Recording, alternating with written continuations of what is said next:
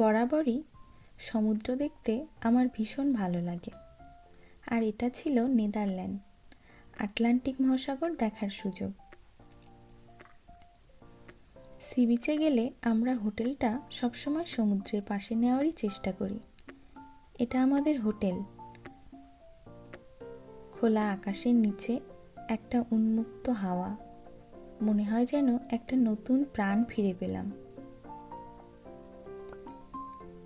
এখানে ঢেউয়ের সাথে অনেক জেলিফিশ ভেসে আসছিল, আর আমার ছেলে সেগুলোকে ধরে আবার জলের মধ্যে দিয়ে দিচ্ছিল।